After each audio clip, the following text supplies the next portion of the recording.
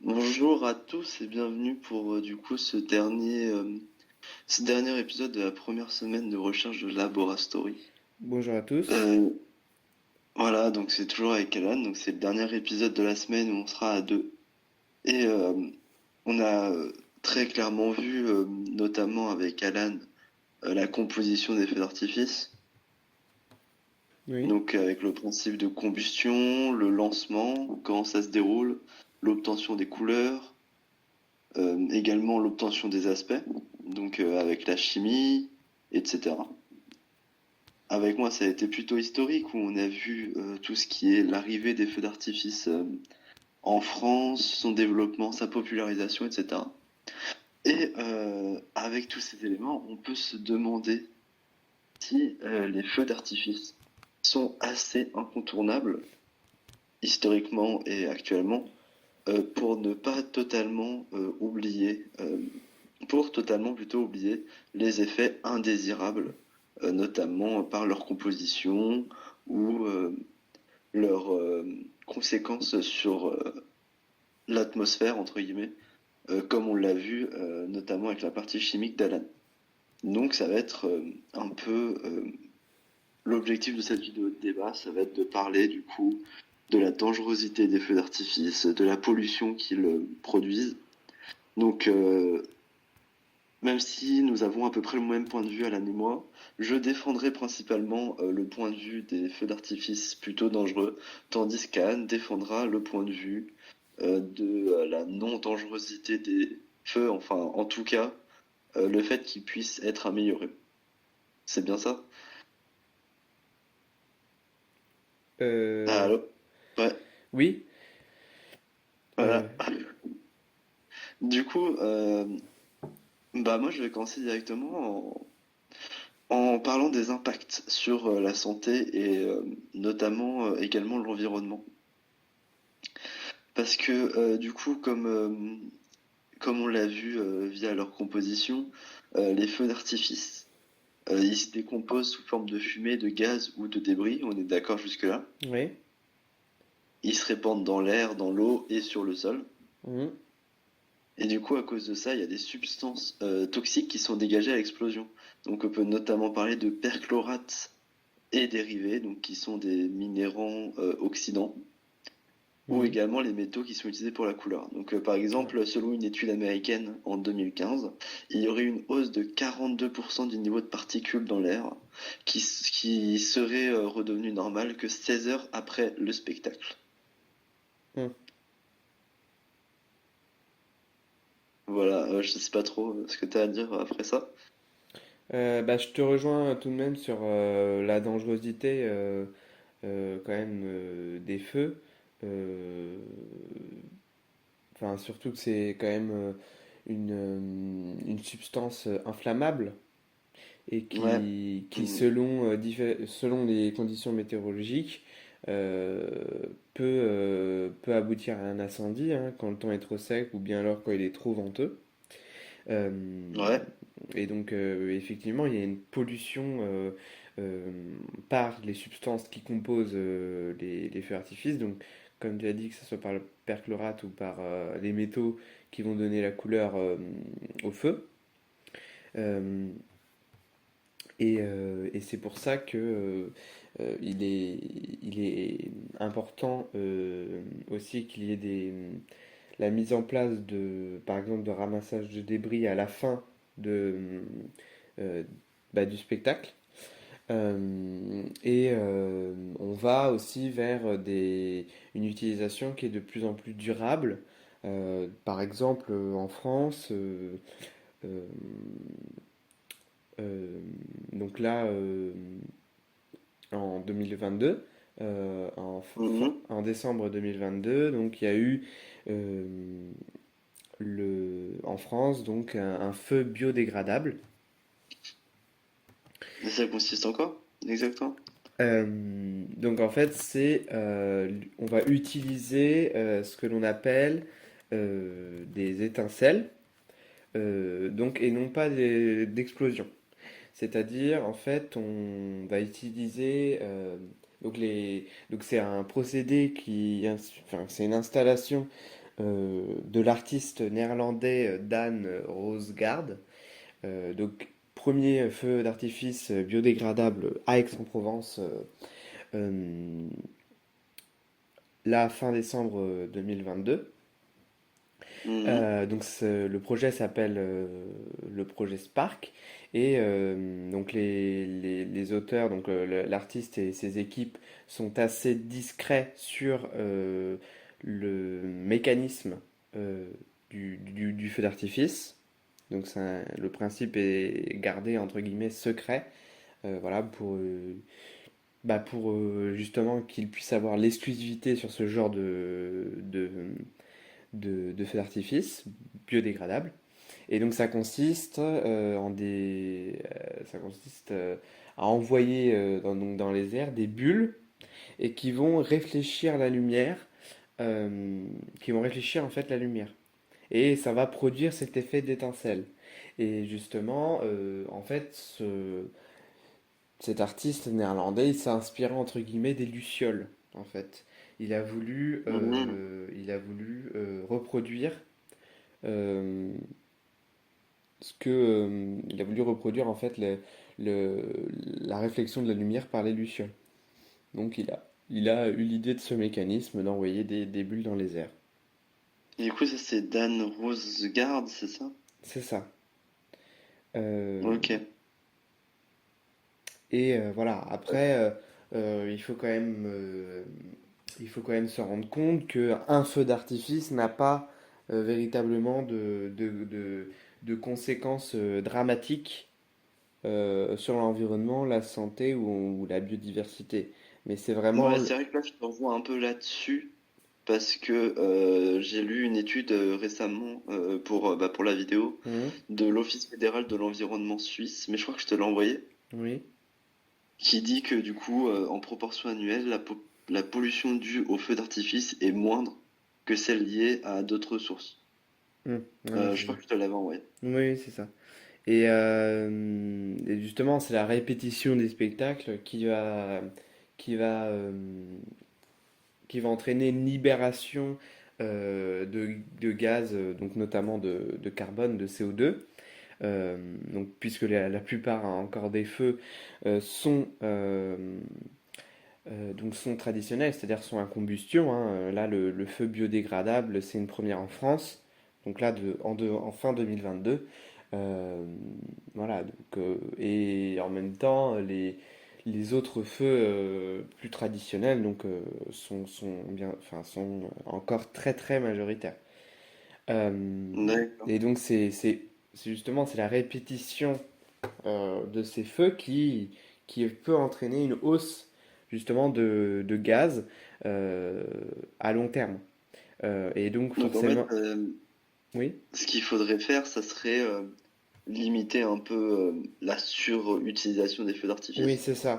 Ce serait, Mais en fait, dans une société dans laquelle il y a énormément d'occasions pour, entre guillemets, faire la fête, je pense notamment, comme je l'ai vu dans ma vidéo histoire, comme on l'a vu dans la cabane, l'utilisation des feux d'artifice pour le 14 juillet, mhm, donc la fête nationale. oui, Par exemple, la fête nationale allemande qui est le 2 septembre par rapport à la victoire de Sedan. mhm, Il y a à peu près une fête nationale pour chaque pays. oui.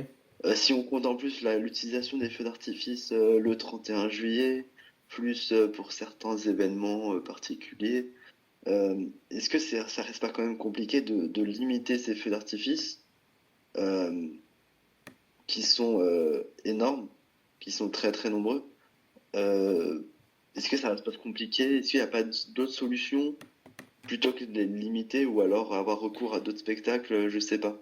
Bah après, comme je disais, ce qu'on pourrait faire, on pourrait par exemple, donc comme le projet de Dan Rosgaard, c'est vraiment le recours à l'air comprimé pour propulser les engins pyrotechniques et puis voilà, utiliser comment dire, des bulles, hein, comme il le dit, qui vont Mhm. réfléchir la lumière. Et donc là, on n'aura pas D'accord. d'explosion, on n'aura pas de combustion, on n'aura pas libération de gaz donc à effet de serre hein, finalement qui va être dans l'atmosphère. Donc Donc c'est ça aussi. Après, il y a d'autres alternatives. Par exemple, les spectacles son et lumière, Ouais. avec les vols de drones. Parce qu'en fait, Ah, même que... Ah, ça me dit, ça me parle beaucoup parce que j'ai vu une vidéo très récemment, je crois que c'est en Chine, il faudrait que je la retrouve, mais je sais pas si j'y arriverai, où il y a un vrai spectacle de drone, comme ça. Si j'arrive à te l'envoyer, Hmm, on pourra même vous la mettre en vidéo si je la retrouve. hmm, Mais en gros, c'est une vidéo où en Chine, je crois, où il y a tout un spectacle avec des drones, comme tu dis, hmm. vraiment, vraiment très réussi. Et est-ce que tu penses que ça pourrait être l'avenir un peu des spectacles? Bah, parce que les drones, ça demande quand même de l'énergie, etc. Enfin, Oui, mais vraiment, la chose essentielle pour inscrire les feux d'artifice dans une durabilité écologique, c'est vraiment limiter au maximum la combustion et donc la libération de gaz. C'est vraiment euh, le point sensible, entre guillemets, où les artificiers peuvent agir pour réduire leur impact sur l'environnement. Et donc ça passe par d'accord. le vol de drones. Après, les drones, enfin voilà, c'est pas non plus une solution 100% écologique, hein. De toute façon, Ouais, c'est pour ça pour à peu près enfin, tous les domaines. Je veux dire, il y aura besoin de minéraux, de métaux hein, pour la construction, la fabrication des drones, des métaux rares, etc. pour les batteries, les choses comme ça. Donc forcément, ça va entraîner une pollution, mais ça va pas entraîner une pollution. euh, En fait, d'une certaine manière, ça va être plus durable. Par exemple, le drone utilisé il va être utilisé pour pour un temps assez long, à long terme. Alors que, par exemple, un feu d'artifice, une fois qu'il va exploser, enfin, il va exploser quoi. Donc il faudra refaire, etc. Et ouais, ça s'accumule au fur et à mesure des feux d'artifice. Voilà, il y a de plus en plus de gaz qui est libéré. Enfin, ouais, donc tout il y a revient plus de en gaz fait qui à se la retrouvent dans question de la l'atmosphère. durabilité. Voilà, c'est ça. Et puis bien sûr, on pourra aussi remplacer les matériaux d'origine, le plastique, le perchlorate, par d'autres matériaux biodégradables, le papier, le carton, ou des matériaux qui sont moins polluants, pardon, comme le tétrazole ou le bistétrazole. Donc, D'accord. voilà. Euh, Du coup, moi j'avais un autre débat sur lequel on pourrait éventuellement revenir. mhm, C'est la question du coup, plus de la dangerosité environnementale, mhm. mais de la dangerosité pour du coup les humains. Oui. Donc, par exemple, euh, notamment lorsqu'un feu d'artifice au Nouvel An à Caen, Mhm, donc c'était du coup très récemment en fait, le 1er janvier cette année 2023. mhm. Donc un jeune homme de 20 ans a perdu 4 doigts en tirant des feux d'artifice depuis un mortier. Du coup, ça montre quand même, certes, c'est pas excessivement fréquent, c'est pas des choses qui arrivent tous les jours, mais ça montre quand même une certaine forme de dangerosité des feux d'artifice. Mhm. Et puis, outre du coup les dangers entre guillemets physiques, enfin, extérieurs, comme les 4 doigts qui vont exploser, Mhm. on peut également parler du fait que du coup, il y a, parmi les métaux utilisés pour la couleur, il y a notamment, par exemple, les contaminations à l'aluminium Mhm. qui sont susceptibles d'augmenter, selon les études bien évidemment, la prévalence de la maladie d'Alzheimer, ou encore les contaminations au cuivre qui sont susceptibles d'entraîner des taux élevés de dioxine, et des problèmes de peau, du coup, selon les sources qu'on vous mettra en description. Mhm. Voilà, Euh, est-ce que tu as des éléments pour revenir là-dessus? je te rejoins sur le fait que voilà, il y a des accidents qui peuvent avoir lieu, hein. Je pense par exemple au 14 juillet dernier à Ouais, Cholet où il y avait eu un jeune garçon de 7 ans qui était mort, sa sœur également, donc pendant le feu d'artifice. Et ils étaient morts comment, si tu as des détails? Bah donc j'ai lu une interview, enfin, j'ai entendu une interview sur RTL de l'oncle des victimes justement qui s'exprimait et donc qui disait que Ouais. la fusée en fait elle était partie au ras du sol et La quoi? Attends, j'ai pas entendu. que la fusée, Ah oui, ok. Oui, ok. bah, le feu d'artifice en fait est parti au ras du Mhm. sol et a arraché la moitié du visage à l'enfant de 7 ans. Oh la vache. Et voilà, il est mort après brûlé. Enfin, il est mort suite au feu d'artifice, quoi. Et, et sa sœur, elle aurait pas dû mourir parce qu'en fait, elle avait seulement, entre guillemets, un éclat dans le ventre. Mais quand elle a vu l'état de son frère, elle a fait un arrêt cardiaque et du coup, elle est décédée. Ok. Donc voilà. Donc par la suite, ça a posé des questions de sécurité. Une enquête est en cours, etc. Et pour interroger en fait la responsabilité de l'artificier. Donc sur Mhm. sur en fait la sécurité, enfin sur ce drame quoi. Donc D'accord.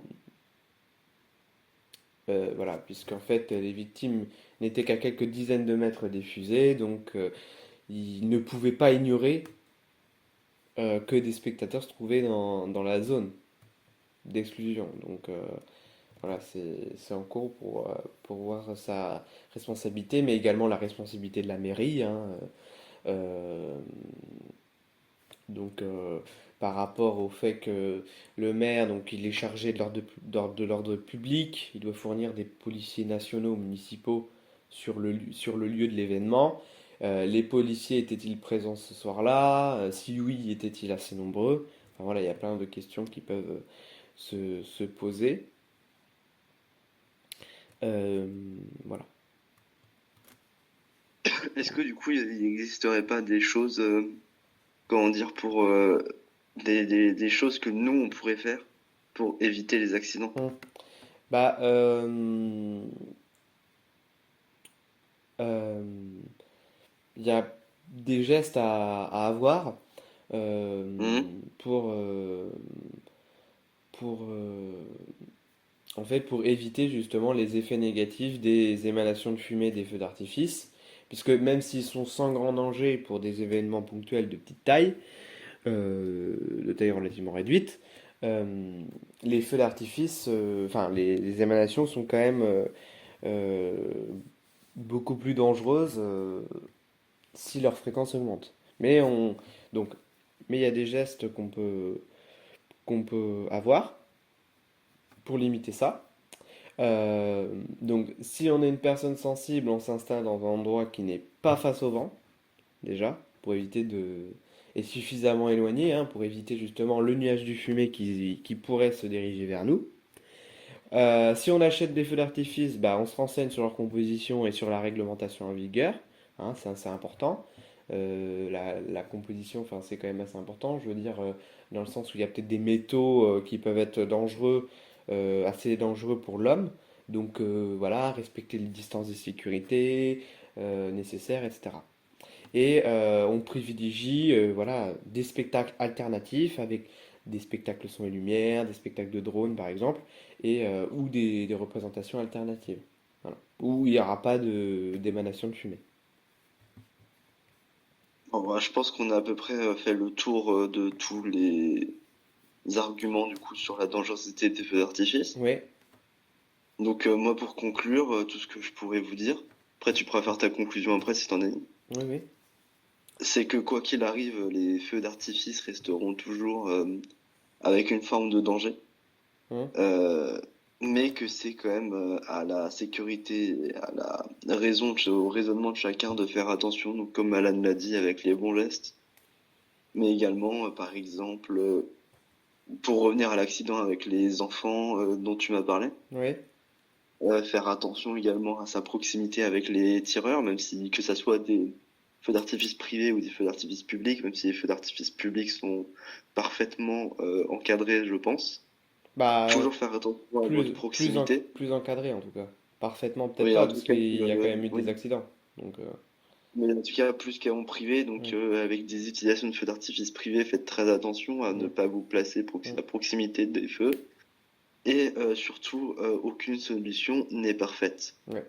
Par exemple, pour les spectacles de drone, on peut citer un accident qu'il y a eu en Chine pour l'anniversaire d'un centre commercial à Zhengzhou, excusez-moi pour la prononciation, le 1er octobre, Mm, 1er octobre 2021, je crois, mm. si je ne me trompe pas, ou 2020.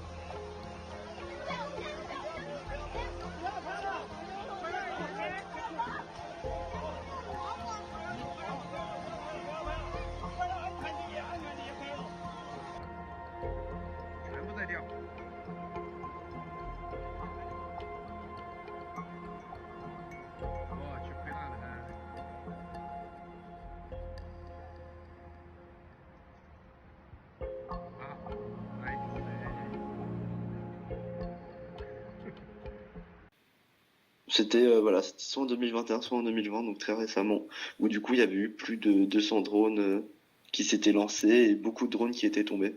Mm. Du coup, j'essaierai de vous retrouver la vidéo également pour que vous l'ayez un peu en fond. Et du coup, aucune solution n'est parfaite. C'est quand même à chacun de faire attention.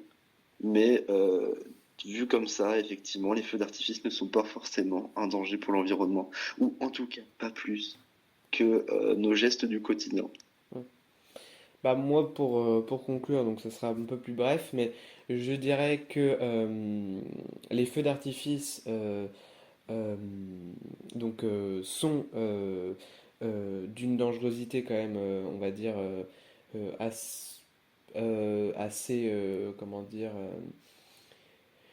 une dangerosité quand même visible, euh, réelle, avec une pollution quand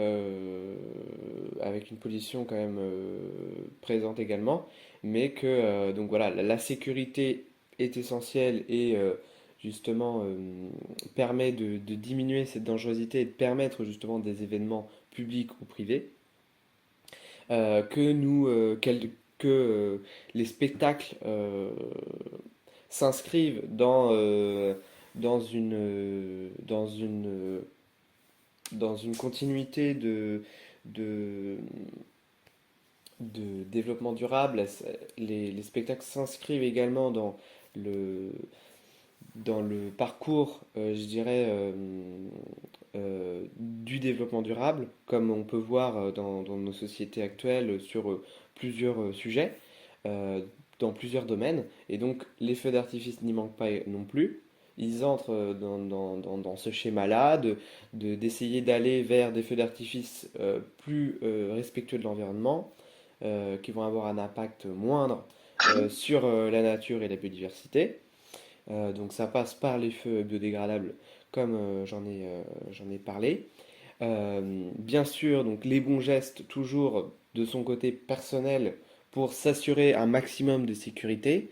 Donc je rappelle également que la pyrotechnie est un métier et que seules les personnes habilitées peuvent faire des feux d'artifice de grande envergure. Pour ce qui est des feux d'artifice plutôt privés, Voilà, donc des règles de sécurité donc, sont bien sûr euh, impérativement, obligatoirement à respecter pour votre sécurité, mais également la sécurité des autres.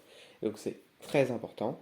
Et je finirai par dire que les feux d'artifice sont donc dangereux, mais l'homme a réussi, donc l'homme avec un grand H, a réussi à apprivoiser entre guillemets cette dangerosité par la sécurité et ils s'inscrivent également dans l'envie d'un spectacle plus respectueux de la nature. Bien, heureusement que c'était censé être plus bref que moi. Alors, juste pour rajouter, du coup, juste pour les accidents en Chine, c'est bien 2021. Voilà. D'accord, J'ai retrouvé la date, voilà, c'est bien 2021, 2 octobre 2021. d'accord, très bien. Et ben, du coup, j'espère que vous avez aimé cette première semaine de recherche.